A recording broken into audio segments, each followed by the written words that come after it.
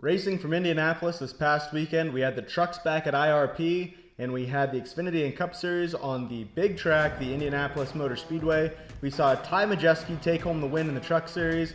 We saw Riley Herbst with a great battle in the Xfinity Series get the win, and Kyle Larson got NASCAR to hand him one in the Cup Series.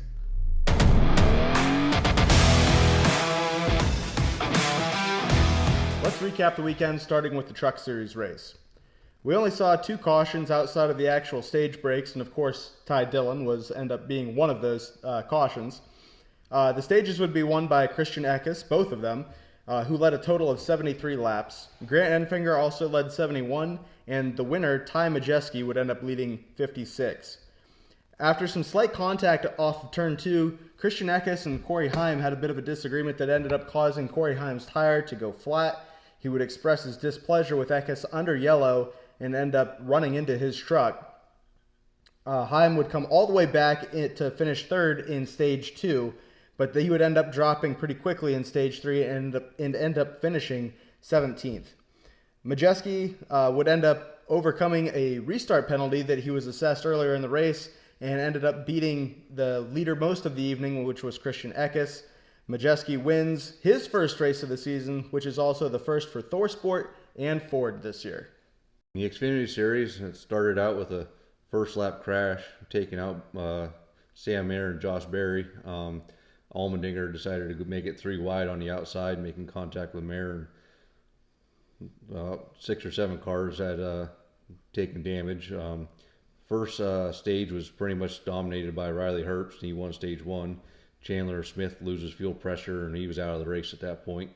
Through pit strategy, Riley Herbst wins Ryan Sieg wins stage 2, and for stage number 3, Almirola spun out with 33 to go from contact from Austin Hill. So Austin Hill is another run-in. With 16 to go, Anthony Alfredo seems to make contact with the wall and have damage to his car, then decides to pull down the track in front of other traffic, collecting Parker Retzloff and Josh Williams. So there was some controversy there of why he pulled down so quick and whether the spotters were given proper communication. Coming to the white flag, Eric Almirola takes the lead, 3 wide with Riley Herbst and Cole Custer. Herbst had been running down Custer, who was leading at the time. So he had the fastest car, and by the time they got back around, Riley Herbst comes back and takes the win. Cole Custer led the most laps with 47, Riley Herbst led 30, so it was dominated by Stuart Haas. So that race was probably pretty entertaining there at the end, considering the low horsepower package. In the Cup race, we saw a pretty uneventful first stage, kind of allowing that fuel strategy to begin to develop and play out, and we saw Denny Hamlin end up getting the stage 1 win. William Byron, he was running fairly competitively throughout the day before he ended up getting crashed. He ended up finishing 38th on the day. Bubba Wallace wins stage 2 while managing his fuel strategy, and in stage 3, business started to pick up as Larson and Martin Truex Jr. ended up making contact, causing the 19 to slap the wall and take him out of contention for the win. On a restart, Carson Hocevar tries to go 3 wide into turn 1, bounces off the 3 and the 12, causing the 22 and 84 to wreck. They were running just outside of the top 10 at the time. As the fuel was running out, Brad Keselowski maintained the lead, but was sure to run out of fuel, which would inevitably hand the lead to Ryan Blaney. In the closing laps, Kyle Busch and Denny Hamlin make contact, causing Kyle Busch to crash. Brad Keselowski continues to stay out on the racetrack, but pulls off with the pace car at the last second before the restart, allowing Kyle Larson to pull up in that inside groove, the preferred lane, and Larson potentially ended up jumping the restart, but no penalty was assessed, and he was able to maintain the lead on that particular sequence of events. There was a lot of blocking taking place down the front straightaway after that restart, and that resulted in a big wreck, including taking out Denny Hamlin. On the final restart, Ryan Blaney still outside of Kyle Larson. They make contact down the front straightaway, and going into turn 1, Ryan Blaney gets loose. Tyler Reddick ends up sneaking by him, and Larson sails off into the sunset and ends up getting the win. Ryan Preece ended up spinning out with 2 to go, and NASCAR waited till the white flag was displayed before they threw the yellow, which would end the race, handing Larson the win and making sure that it was secured. Well, it was a pretty wild weekend from Indianapolis. Didn't really end up playing out in the most exciting racing for most of the day throughout the majority of any of those races, really. But the finishes ended up having some flair to them and some excitement there. Starting with the truck race, let's talk about that a little bit. The contact between Corey Heim and Christian Eckes, two of the best drivers on the season so far. They are the guys that are really dominating that series. And the incident that took place, Eckes was trying to clear himself up off the corner. Heim was there. And Heim really didn't get into the wall, but he kind of stopped moving out toward the wall. And they ended up making contact and cutting down Corey's tire. I don't know why he felt so convicted to hold his position right there when he still had a little bit of room to the right to move, but he didn't end up cutting Eckes any slack, and Eckes didn't try to give him any slack either. They ended up kind of getting into one another there. And Heim's tire went down. He bumped Eckes under yellow. Not a big fan of that move. I don't like a wrecked vehicle of any kind or partially disabled vehicle of any kind making contact with a vehicle that's still running perfectly fine under yellow while the race is still going on. But Corey ended up bringing it to pit road, putting a new tire on it, probably more than just one, and drove back up to third to end stage 2. Didn't end up, as I said, lasting there very long as stage 3 began. And Eckes maintained his position up near the front, ended up finishing second in the race after leading those 73 laps. I don't know. I understand why Heim's mad. And Heim went up and addressed Eckes after the race. And it wasn't a fight. It wasn't anything, just, hey, you should have gave me more room. Hey, you had more room to give yourself. I don't know why you decided to hang in where you did. And it just kind of was a back and forth. I don't know. I didn't really... If they weren't going to fight, I wanted to see them be more professional than that. That was just kind of like two whiny little kids yelling at each other, in my opinion. And I don't know why they felt the need to have a conversation like that. As far as from what I saw in replay, it's just racing contact. Yeah, I would agree with that. I didn't think it's anything to get upset about. I mean, obviously you're going to be disappointed, but I mean, obviously Heim evidently recovered, so. Yeah. I mean, I guess I do see it as racing contact, but if you feel like Eckes did something wrong, just go down and dump him in the next corner. Yeah. Like, why is this being dragged out the way that it was? I didn't like that very well at all. Like I said, Eckes ended up finishing second to Ty Majeski winning the race. Grant Enfinger finished third, Tyler Ankrum fourth.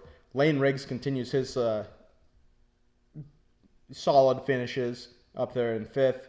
Luke Fenhouse, who was not a Truck Series regular, ends up finishing seventh. Raja Karuth was eighth. Dean Thompson up there in ninth. Pretty good finish for him. Ross Chastain was in this race. He ended up finishing 11th. Yeah, that was really the highlights of that. As we said, Ty Dillon wrecked because, of course, he did. There wasn't a whole lot of other excitement other than that particular instance. Eckes pretty much led the way the whole time. He ends up retaining the points lead. He is 50 points up on Corey Heim now, followed by Ty Majeski, Nick Sanchez, and Raja Karuth will round out the top 5. I'm pretty sure they've only got one more race before the playoffs start for them. The Truck Series regular season is winding down pretty good, and I would have a hard time believing, unless some misfortune comes over Christian Eckes, that he's going to be anything but the regular season champion there. The Xfinity Series race, it was kind of the same deal. It did look like there was a lot of drag on those cars. Yeah. It was a hard thing for them to pass one another. The normal scenario that you see with cars on a bigger track, but that's something we normally see in the Cup Series versus the Xfinity Series. In Indianapolis, as much prestige as with the racetrack, the racing hasn't always gone with it as far as being the greatest thing in the world. And you could argue that the Daytona 500 has fluctuated throughout the years as well, as far as the quality of racing that you see at that racetrack. Yeah.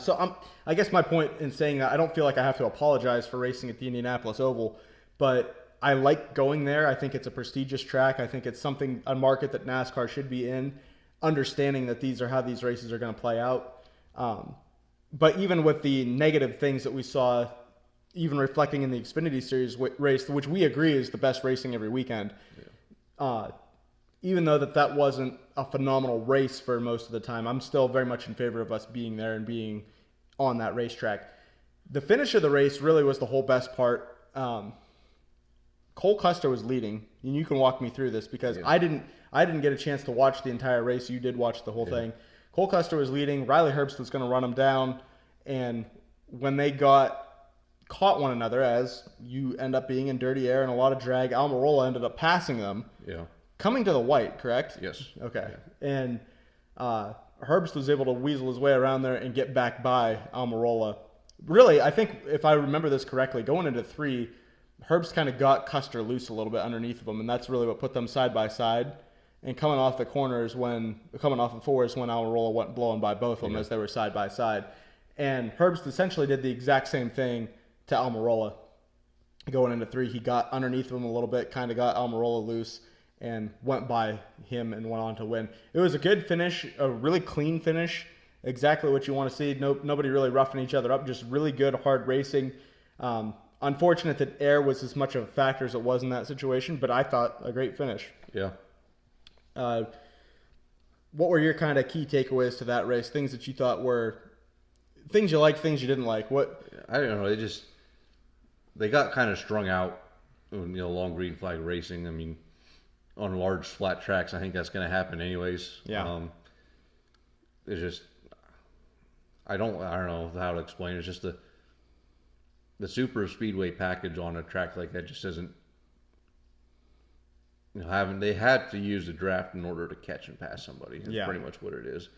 But I mean, looking back at it, I still think between the Cup and the Xfinity Series that package worked out better than the Cup Series. Yeah. You talked about Herbst getting under guys and getting them loose. They were actually able to get to their bumpers and stuff, whereas the Cup cars can't. So, in the whole grand schemes of things, maybe that is the best package we can get for Indy that there is. That's possible. Just watching the long green flags just through the main part of the race, it just seemed like it got single file. You only pass here or there or something. But maybe that's what we can expect for Indianapolis. Yeah, I agree. I can't remember a race at Indianapolis that I thought, man, this is phenomenal. Yeah. At least in my lifetime of watching. I'm sure I've heard that people that talked about it in the 90s and the early 2000s, there were good races at Indianapolis. I don't remember watching them. And in spite of all that, I'm still very much in favor of us being there. I do not think we should go back to the road course. I really like us being on the oval for what the Brickyard means to win there. Yeah. And 30-year history. I feel like even what we had this weekend was far better than anything that road course has produced. I agree. Yeah. We knew going into it that it was going to be a fuel mileage race. And I said last week it's going to be very much like Pocono, to where you're going to see the first 2 stages, everybody makes their bed with their strategy, and it's going to start to play out according to that strategy. And at the end, you had guys trying to hang on fuel. Didn't work out for them. We're going to get to that eventually here. But at the end of the day, it was a matter of who put themselves in the best position on their strategy. And that was Ryan Blaney, that was Tyler Reddick, and Denny Hamlin. It would have been, I think, had he not been so slow moving up through the traffic, which is kind of part of the hard to pass factor, being at this particular racetrack.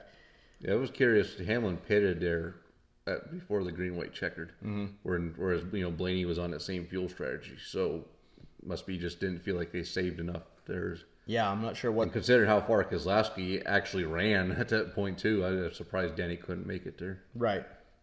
Well, let's start with that question then. I saw a question on Reddit that basically was asking, are the Fords cheating with their fuel mileage? Because it seems like whenever there's an opportunity to save fuel in these fuel mileage races, that's when those guys come to the front. And their strategy is they're able to run fast and save fuel at the same time. Have you noticed that? Do you feel that that's a thing, or do you think that that's being overblown? I mean, each manufacturer's got strengths and weaknesses, depending on what engine packages and stuff they run. Maybe they just flat out get better mileage. They could. I don't know. I've seen less struggles out of them lately at other tracks and stuff, but maybe their struggles they've had in the past had to do with engine and power. Maybe their less power gives them better fuel mileage. That's possible. I would think NASCAR would have figured. I imagine they've had Ford at the R&D center and stuff, and would know whether or not they're something up. So yeah, I think that I've heard people accuse them of running extra fuel line through the chassis, as that's been done in the past. But yeah, I don't know what the reason is, but they certainly are getting better fuel mileage right now. I don't think there's any arguing that. I can't see them cheating anyway. I'm mad the way these cars are pretty much kits bought and put together. I mean, there's hardly any innovation anymore in these cars. So. Very true. Sad, but true. Let's talk about the NASCAR officiating a little bit today. Starting from the end of the race and working our way back, NASCAR holding that yellow flag until the white flag was displayed. Ryan Preece ended up spinning off of turn 2. He hit the inside wall, and he had a flat tire and couldn't get going. Okay, this was after a restart, so the field's bunched up. It's not like everybody's strung out. All these cars are at the same end of the racetrack at the same time. So he's coming off of turn 2, gets spun, hits the wall, gets stopped, is trying to get it fired back up. They're racing around to the white flag. By the time that Larson is in turn 4, it's evident that he's not going anywhere. That the 41 car is not going to be able to get it rolling. He's got a flat tire. He's spinning that tire. He's going nowhere. If safety is the primary concern, it seems like the caution should have come out then. But they did not. They waited not only till Larson took the white flag, so therefore the yellow flag was going to end the race, but they waited till he got off turn 1 and almost into turn 2 before they actually threw the yellow. So I don't know that that was the best decision that could be made there. So I didn't see how Preece got spun until today when they put in Chase Elliott's in-car camera. Mm-hmm. So what happened was coming off of 2, Chase hit Preece and spun him out. But Preece put on Twitter that his fuel pressure went to 12 at that point, so he was running out of fuel. So that's why he got spun out, because a lot of people were bashing Chase for wrecking somebody again. So securing his teammate victory. Anyhow, I think NASCAR didn't want a repeat of Nashville, yeah. Yep. That's my biggest thing. Caution, fuel, caution, fuel, caution, fuel. That's my takeaway from it. If that was the case, maybe they could have put the waved the white flag and then the yellow, so they didn't quite get to turn 2. Yeah. I mean, it's a big enough track. There was enough time for them to get slowed down by that point. But and some of them didn't slow down, according to Bubba Wallace. That several cars went blowing by him, and they scored him 9th, coming to the checkered flag instead of 5th. In fact, I should double check that to see where Racing Reference actually did end up scoring Bubba.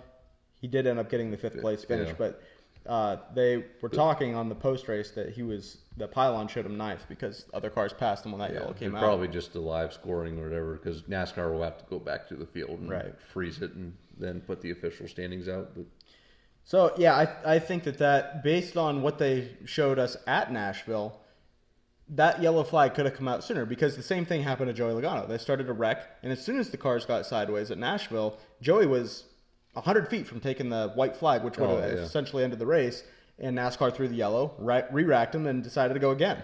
I think NASCAR just said that we learned our lesson. They never learn their lesson, though. They always do things wrong every single time. Yeah.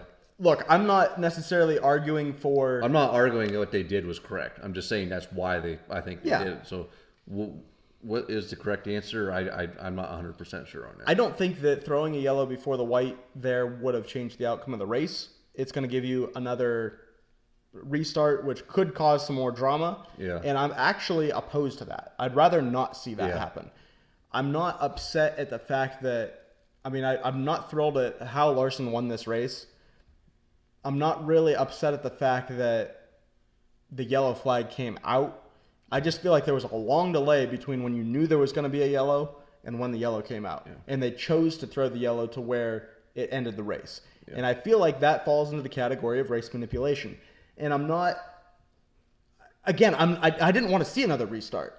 It's because Larson was still going to have the preferred lane, and the only thing that was going to happen is more cars were going to run out of fuel, just like you said. But I don't think that this was the best look for NASCAR regardless. I guess I don't really know what point I'm arguing here. The caution definitely should have come out. The caution did come out. I feel like the caution came out way later than it should have, and it ultimately didn't change the winner of the race. So I don't really know how I feel about that start to finish, but I guess I just wish that when we knew every single week, hey, car sideways, there's going to be a caution, let's throw the yellow flag. I think that has to happen no matter where the leader's at on the racetrack. Bottom line. This is kind of I'm really splitting a hair on this issue because I got way bigger issues with other things that happened throughout this day. So let's jump into that. And speaking of jumping, Kyle Larson, when he had the opportunity to take the lead of the race and take control of the restart, even though he didn't really have control of the restart, he ended up jumping that restart. So what took place was Brad Keselowski was not going to make it on fuel. Why he stayed out there, I don't know. We'll get to that.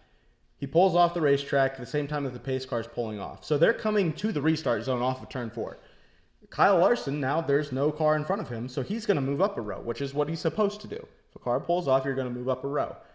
But now the question is, wait a second, who's in control of this race? Is it Blaney? Is it Larson? Because Keselowski was the leader. Yeah. And if Blaney's the leader now, and if he's in control, well, he's going to want the inside because that was a tremendous advantage. Now, Ryan Blaney said that they should have waved that restart off and re-chose. I love Ryan Blaney. He was my pick this week. That is the wrong answer. You can't re-choose there. Yeah. I mean, this is a very unfortunate situation where you, obviously, if you knew that Brad Keselowski was going to pull off the racetrack, you would have chose where Larson did, second row inside, and just moved up yourself. But he didn't know what Keselowski was going to do, and Keselowski pulls off at the last second. Larson slides up, and now Blaney's in a disadvantage because he's anticipating the 6 is going to run out. That's why he's choosing the outside lane. Yeah. So he doesn't have to go around him. So basically, Blaney went from, I'm going to have a shot to win this race because the 6 is going to run out of fuel, to I have no chance to win this race because the 5 is going to restart on the bottom and run away in clean air. And that's exactly what happened before the caution ended up coming out, and even after the caution came out and they restarted again. That was very unfortunate for Ryan Blaney. But I don't know how you fix that. It's not really NASCAR's fault. With this all being set up, when they come into the restart, you see Larson fire first, and he goes. And that's an advantage to him getting down into turn 1 and taking the lead of this race and being in control. And NASCAR called no penalty in that situation. So that's where I've got the issue is I saw it live going, he jumped the restart. They said it on the broadcast, he jumped the restart. It was all over Twitter, the 5 jumped the restart, and NASCAR did no penalizing whatsoever. I got a problem with that because Ryan Blaney wins this race if they actually penalize Larson for jumping that start because he's going to have the inside lane. He's not going to get loose off of turn 1. Reddick's not going to drive underneath of him with 2 laps to go. And all of a sudden, Ryan Blaney's licking the bricks as he said he was going to do earlier in the week. And I end up winning with my pick and getting 3 extra points. Yeah. So a whole bunch of disappointment here for me between Blaney not winning the race and NASCAR messing up their call. How did you view that? Yeah. It does look like Larson started first. I don't have all the SMT data and stuff that they have, but it also looks like who started right behind Blaney. Was it the 45? I think so. Because it looks like they make contact at the same time Larson takes off too. So I don't know if Blaney got jacked up there on the restart and lost traction, and that's why it looked so bad as it did too. So I mean, I'm going to sound biased here because I'm an HMS fan. Of course, you're a Penske fan, so we're all fighting each other. So Hendrick defender to the end, you are. Yeah, I mean, the whole process of Blaney losing the choice of lane there kind of is where my biggest issue with it is everything. I feel like there's obviously you can't just like do the re-choose, but I feel like you got to be able to say, all right, if the leader pulls off, the new leader could say do a lane change real quick with maybe then the second place driver and go to lane and the rest they fill up. One thing that I've thought about in the past, being a dirt race fan, is wonder how Delaware restarts would work. Obviously, if you don't know what a Delaware restart is the leader starts out front by himself, and then the rest of the field lines up 2 by 2 behind him. So in a case like this, Keselowski, the leader, he's out front by himself. He pulls off, and then Blaney's the second place driver. Let's say the first row there of the 2 by 2, you already get your choice of lane. Yeah. And then, so Blaney would be the leader. All he has to do is pull forward. Boom, he's the leader, and he keeps his advantage. Yeah. So I say the leader should somehow always have an advantage somehow, where something under caution doesn't change that. Obviously, under green flag, something could change it, and So to counter your argument, here's my question: the only time that we see any passing for the lead or any other position is on these restarts. Yeah. So are you really willing to take away that possibility of guys going side by side down into turn one? I mean, if you start out front on a Delaware restart, the leader's he's gone. Until you catch lap traffic or something like that, that guy is going to lead that race. That's the only thing. I mean, that's the package of the car. I mean, that's that argument. I mean, I've got a solution to this. Yeah. I've said this before, I'm pretty sure, on the show. But I think that if you run out of fuel on the racetrack, it causes a caution. It messes up the end of the race, such as Keselowski did. If at any point you end up out of fuel on the racetrack, that's a 20-point penalty. And here's what that's going to do, is guys aren't going to be cutting it close on fuel like they have been. Now, that's probably going to take away a Joey Logano win at Nashville, because they probably weren't going to stay out there as long as they did. But you're not going to have all these issues with guys running out of fuel in the front of the field and messing everything up. It's not just an issue of what we saw with Keselowski this week. You see guys all the time. Was it Charlotte? I can't remember what racetrack. 1.5 mile track where guys are up front. As soon as they drop the green flag for the restart, guys are running out immediately. And cars are going everywhere trying to avoid them. That's a problem. I remember the Xfinity Series race at Atlanta. That happened. Yeah, that did happen there. I do remember that. But that's not good. That's a safety issue. And they interviewed Matt McCall on top of the pit box, and they asked him, hey, how's Brad going to make it to the end here? And he's like, yeah, I don't really think he can. Yeah. So why are you out there? Yeah. That's a problem. You can't just stay out there and then run out of fuel and then possibly get run into by somebody or manipulate the end of the race. I have a problem with that, and I think if you make it a points penalty, if you make it an automatic disqualification or something like that, people are still going to do it because, well, if you ran out of fuel, you're going to finish last anyway. So who cares? I think it's got to be a penalty that actually hurts, and that's where I think a 20-point penalty is going to be a big enough blow that unless you're, a Kyle Larson that has 1,000 wins already this year, you're not going to worry about it. You're going to try to stay out there and see what happens. Yeah, I counter my argument. Tell me why I'm wrong. Tell me why this is stupid. I don't have a counter argument. It just seems I feel like you still got to figure out a way to let the race play out and let teams make these decisions for themselves. They're still making their own decision. Yeah. That if you think you can make it, stay out there. If it's a gamble, stay out there. And maybe even if you wanted to say, if you ran out of fuel on the white flag lap, there's no penalty. But anything before that, whether you didn't get it full of fuel, just like Chase Elliott didn't at Watkins Glen that time, and they were coming around to a pit cycle, to me, points penalty. Anything before the white flag lap of the race, if you run out of fuel, you're getting a points penalty. That encourages teams to make sure they've got it full, to make sure they've got it full, make sure they got their fuel mileage right, and you're not just gambling with everybody's safety at this point. Do you think that NASCAR should have done something when Keselowski pulled off the racetrack? I don't care what you want to say it is. Do you think they should have done something to correct that disadvantage? As of the way the rules are written, there's nothing they can or could have done. So at yesterday's race, no. I just feel like the rules need to be looked at here going forward. Okay. As far as the racing went throughout the day, it was, like I said, 100% a fuel strategy race from the beginning. Not a lot of passing. What do you think the fix is to that? I'm just waiting for you to say it because we know what the fix is. Tire wear, horsepower. Less aerodynamics. Yeah. Yep. That's the 3 keys. Yeah. And we'll continue to say it every single week. And this is why. Because one thing that we learned, especially with that Bubba Wallace penalty, is NASCAR pays attention to the fans' opinion on social media. And so when we come in here and say, listen, we don't care about racing side by side and bogging these cars down with all kinds of air. We want to get rid of aerodynamics. We want to get rid of not horsepower. We want to get rid of drag on the race car. We want to get rid of the aero dependency. We want to put more horsepower in these cars, and we want to see tires wear out better. When we do those things, we'll shut up. Yeah. We probably don't even need to have a podcast at that point. Maybe just one episode to say how good a job NASCAR did. Yeah.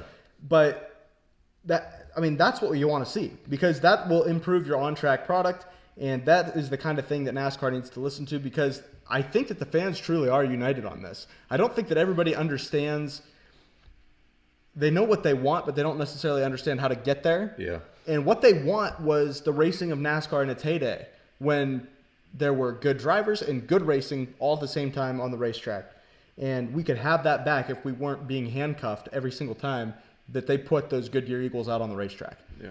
And this is the kind of thing you're going to see from Indianapolis all the time. And Pocono is always going to be Pocono.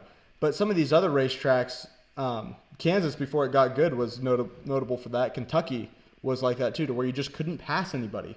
And it's just not the kind of racing that you want to see. Do you agree that Ryan Blaney had this race won had it not been for the Brad Keselowski incident? Yeah. Yeah, I agree with that too. And whoever started on that inside line front was going to win that race. Yeah. I mean, even if Kyle Larson didn't jump to start, he was on that inside. He was taking the lead either way. Unless, Ryan Blaney really outstarted him, but I didn't see that happening. But do you want to talk about the Chase Elliott penalty? Like, do you want me to just let you handle this topic? It is what it is at this point. I'll set it up. Elliott's leaving pit road, and Larson was right there with him too. And He got no penalty. Larson didn't cross the line, but he did put two right side tires on that white line. The tires were on it. The body line was across it though. So and if your tires touch a line on pit road in your pit box, that's a penalty. Yeah. So let's set this up a little bit better. There's a line that goes around the entire racetrack to mark the apron of the racetrack, and there's I think they call it a warm-up lane or access road or whatever that you have to get on and off pit road with, so that you're out of the racing groove. So you come down the backstretch into turn 3, you get on this access road. It's a whole separate thing. They used to have it at Homestead. They might still have it there, but they don't use it. And instead of just what you would normally do, pulling off the racing surface off turn 4 and going down pit road, for Indianapolis, you have to use the access road, entering pit road and leaving pit road. So the problem is in the center of 1 and 2, that's the way Indianapolis is. You have turn 1, a straight section, and then turn 2.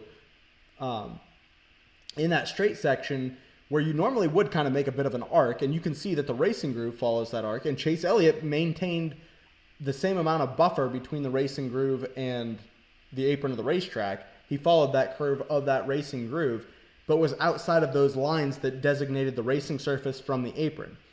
And that's a penalty. From NASCAR's perspective, you've got to get all the way around turn 2, leaving pit road, without getting above that white line. And Elliott was way above that line. Yeah. And Larson did touch the white line there too and got no penalty. So you can argue that too. Yeah. That's another break that he caught. I mentioned he got 3 breaks earlier. That's a 4th one. So NASCAR was certainly working to try to get Larson the victory today. I'm convinced of that one. But Elliott's penalty, do you say fair or foul?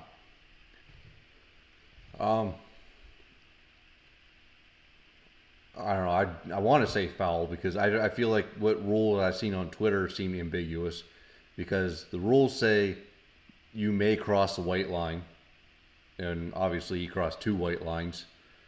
I've seen videos in the past. The main one that was shown was Joey Logano doing the same exact thing in the past. Oh yeah, thank Joey. So they said racing surface. Obviously, they're not racing at that part of the track. They're up against the wall. He wasn't up in the racing line or groove. So I just feel like maybe the rule was ambiguous. Obviously, Brad Keselowski got the same penalty. So he's not the only one who thought that. So, obviously, after that point, everybody knew. Yeah. I've never heard Chase so animated before. But he was very wound up on the radio about that. The guy hasn't had a pit road penalty, and this isn't really a pit road penalty, but it's connected to it. Yeah. And he hasn't had any issues on there, and then back-to-back weeks he gets hit with penalties related to pit road. Not a very highly penalized team, and that's not just because NASCAR loves them as much as they do. They actually are very good on pit road, on and off pit road, in the box, the entire thing. So I understand why Chase is frustrated. It's the Brickyard. This is a big event. This is a crown jewel event. And for him to be taken out from something that he thought he was clear on and not have been cleared on, I think that's the bigger issue, is that there should have been some sort of, and I guess I don't know what NASCAR told the teams as far as what the issue was, but there should have been some sort of video demonstration. Hey, supposedly there was a video demonstration in the driver's meeting, but if that's the case, then I don't know how he's crying about this penalty if it was made clear. And if it wasn't made clear, and Chase Elliott is not, it's not like another driver that I would consider to be a dumb guy. Yeah. Makes me question why he wasn't clear on what that situation was. Did NASCAR not make it clear? Did he not understand it well? Like you said, other people got that same penalty. So clearly it wasn't just him. There were other people that didn't understand that either. Yeah. Chase Elliott, where did he end up finishing after he wrecked Ryan Preece there? 10th. So he still ended up with a top 10 day. Yeah. Considering the penalty that he had, that's I'd say that's pretty good. It's not the greatest run in the world, but that's pretty good all things considered. And he had a fast car, I would say. Yeah, it was he would talk about the passing. He was asking Alan Gustafson for some physics button to change the physics of the car so he could pass. That was pretty much how that day went for that team. Got stuck back in traffic and just they got some points in stage 2 due to strategy, and then had to work their way back up to that point. In reality, he was ahead of Kyle Larson before that final stint where Kyle Larson drove up to the lead. So, I mean, he was on the same strategy as Kyle, so it's not like that was the end of his day. Right. So he had just as much ability to get up to the front as Kyle did. So his car didn't work as well as traffic, or he didn't get to a point where I think what happened was Kyle Larson got by him at an opportune time where he was side by side with someone else, and Kyle got to the drivers that were saving fuel and was able to pass up through there, where Elliott ended up having to race people that were on his same strategy and got just stuck in traffic. Because, when you're racing the same speed as someone else with the air and stuff, you just can't pass. So. Going nowhere. It's like both people have a boat anchor behind them.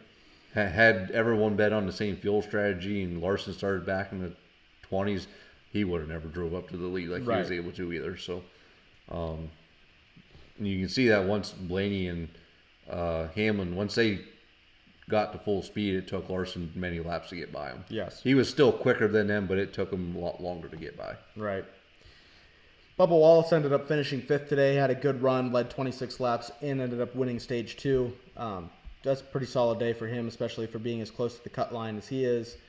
And that is going to end up putting him 197 points back of the lead. That's only 10 points out of, that's Ross Chastain's that I'm looking at. 204 points out of the lead, and that's going to put him. He's 45 points out of the cut line. Okay.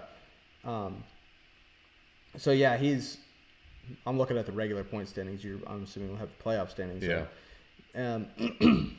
So yeah, he gained some ground on that line. It didn't look like it was going to be possible for him to point his way in with the new winner that we had and all this other stuff going on with Bowman winning, Logano winning. That really hurt Bubba's playoff chances. And they've had some tough weeks here, but they have started to make that back up a little bit, and it looks like it's within reach to get in on points if they don't win a race. I'm not ruling out the opportunity for them to win a race because they have speed. The 45 has speed. 2311 as a whole is a fast race team. They're associated with JGR, and I don't know. I can see them winning, but regardless of that, they're putting together enough good runs that I think it's highly possible that they could get in on points. And days like this are exactly what they need to stack together in order to do that. Kyle Larson does maintain a 10-point points lead on Chase Elliott, which I think is impressive, especially since, as we talked about, he ended up missing the Charlotte race. Speaking of Charlotte and the different crown jewel races of the year, every one of them has ended in some sort of controversy. You had the Daytona 500 where the 24 wrecked the field, Penske cars, and you had the Coke 600 where it was shortened by rain for inexplicable reasons when we had the track nearly dry, and now the whole deal with Larson moving up a lane, jumping the restart, and all that. So we can't get through a crown jewel race without them having some sort of issue. I'm looking forward to the Southern 500 and just seeing a gritty, nasty racetrack like Darlington play out. What did you think of the coverage switching to USA with 6 laps to go? Someone who watched the race on recording, it messed up the recording, so to watch the end of the race, I had to go on YouTube at the end.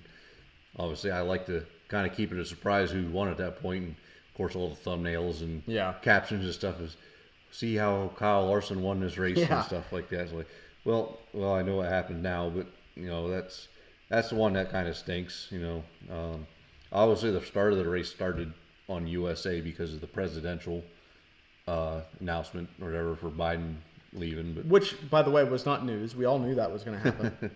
yeah, but, an emergency situation or something like that, I understand them having to cut and do whatever. But for the local news, and the race went another 10 minutes. Yeah.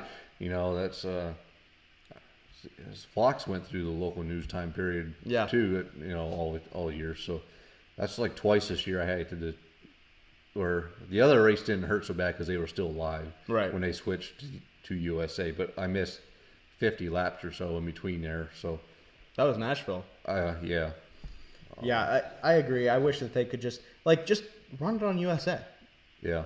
I don't care. I don't care if you put it on NBC or USA. Everybody's got some sort of streaming package now if they don't have satellite TV. So yeah. I don't understand what we're doing as far as switching it around like that. Yeah. I mean, I don't know. I really hate the fact it started on USA, went to NBC, and then went back to USA. If you have to start on USA because something else is happening on NBC, that's fine. But this is the NASCAR Cup Series. But anything that's ever on USA is Law and Order. Yeah. Like 24/7. I think that channel's what Law and Order. So I'm gonna have to start recording Law and Order to catch the race. I guess. I don't know. Dun dun. Kyle Larson wins. Dun, dun. Yeah. I think that pretty much does it for anything that I had to talk about from the actual race weekend. You want to get into some of the news for this week? Yeah. Kyle Busch was on Pat McAfee, and he kind of stirred up a little bit of drama between him and Ricky Stenhouse Jr. again. Kept calling him Ricky Spinhouse on the Pat McAfee show, and basically said that Corey LaJoie was an idiot and a liar, and he had no interest in reaching out to him, and he had every intention of wrecking him. So that's going to be interesting to see how that plays out. Kyle Busch has got to be highly frustrated. He was running 6th when he got wrecked in that last caution. I'm sure that put him way back in his finishing order. He ended up finishing 25th. So, yeah, he had a good run going there in 6th and ended up getting that taken away by Denny. I shouldn't even say it was taken away by Denny Hamlin because it looked like Kyle washed up off the bottom and made contact with Denny. So that was unfortunate for him, but not much you're going to do about that. Just really frustrating sequence of events for Kyle here. We can talk about him more. We're going to keep continuing to put out content during the off week, so we'll get into some of those deeper topics like Kyle Busch, like Bubba Wallace, like some of these other guys, Chris Buescher, somebody that might have an opportunity to make the playoffs that isn't quite there yet. We'll get into that a little deeper in those off weeks. Cole Custer has announced that he is going to drive the 41 Haas factory team Ford, and they're going to have an RFK alliance. What do you think about that team? Do you think that they're going to be improved over what the 41's doing this year, or do you think they're going to be basically the same as what they are? I'm curious with the RFK alliance because right now they don't really think they have any alliance anyhow. They're their own entity, yeah. Considering what Haley has done with the RFK alliance with Rick Ware, I could see the 41 doing better. Yeah. And with Cole Custer, he does have experience in these cars already. I feel like he's more experienced. Ryan Preece is in the 41 now, so I mean, I feel like Custer's a better driver at this point in them Cup cars, so I could see an improvement. Yeah, it'll be interesting. Yeah. I'll be curious to see what happens there. I'll be curious to see what happens to Ryan Preece in this whole thing. Yeah. But they're going to maintain the Xfinity Series team as well, and it is rumored that there was an offer made to Riley Herbst, but it's also rumored he's going to 2311. Yeah. So I'm not really sure how that's going to shake out there. But also the rumor is that Haley Deegan was offered an opportunity to race in that car. Do you think that that's something, A, an opportunity that she should take, and B, do you think that she'll end up being fast in that car? Because those cars are fast every week. Yeah, I mean, really, if she is offered that car, that's probably her only option, I feel like, at this point. Yeah, probably. You know, with the ties of Monster Energy and that team, Haley being part of it. Yeah. That was one thing that Kevin Harvick brought up this past week on his podcast, was that Ford does not have a good developmental program. And really, you see that the Thor Sport trucks are the only Fords in the field in the truck series. And outside of Ryan Sieg's team, Stuart Haas is the only cars that are Fords in the Xfinity Series as well, as far as at least relatively competitive cars. Yeah. So I could certainly see this being one of her only options if she's going to continue to race in the Xfinity Series. But I think that that's a huge step up from where she's been. Oh, definitely. So if anything, this is a blessing for her. I'm sure it's going to hurt her the rest of the season not being in a race car, or at least not being in an Xfinity car.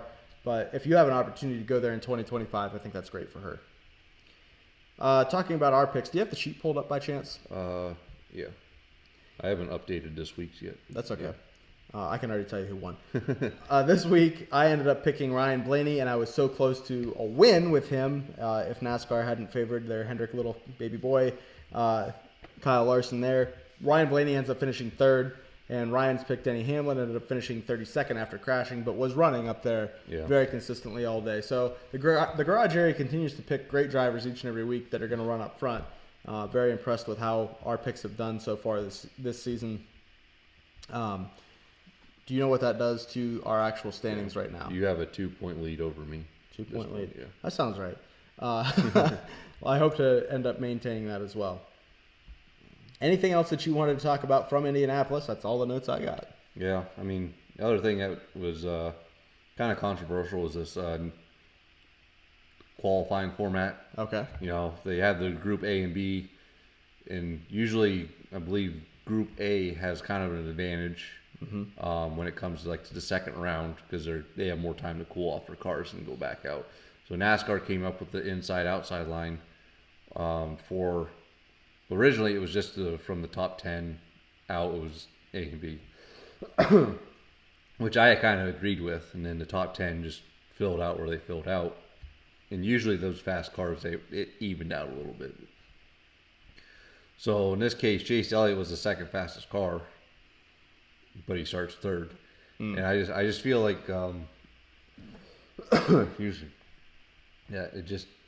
it almost feels better to just go one qualifying format and then take the top 10 and re-rack them.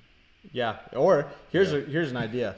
This is probably what I would do, and it seems like it works really well, is if you just let those cars make single-car runs. Yeah. And even if you only give them one lap, you go out there and you're warming up. When you come around to the start-finish line, you take the green. Next time by is a checkered flag. When you start your lap for your time, that's when you release the next car in pit road. They go, and their warm-up lap is as you're taking your checkered flag, and they're coming off, going into turn 3, essentially, getting ready to take the green flag for their lap. It's unfortunate the way that qualifying format works. NASCAR has literally messed up every single thing in this series, start to finish, from qualifying to the point standings to the actual race car itself. They continue to find new and interesting ways to ruin the sport that I have loved. Anything else that you want to talk about from this week? That's all I got. All right. Yeah. So we're going to wrap it up here from Indianapolis. Not that we're in Indianapolis, but the racing was in Indianapolis. And we really appreciate everybody that's continued to follow us, both on YouTube and TikTok. TikTok's really been blowing up. Check us out on Instagram and Twitter as well. We appreciate everybody that's been watching. We are going to continue to make great, solid content for you each and every week right here. Might even have some new stuff for you guys to check out. So keep that in mind, and we will continue to move forward. And looking forward to the Richmond race coming up next.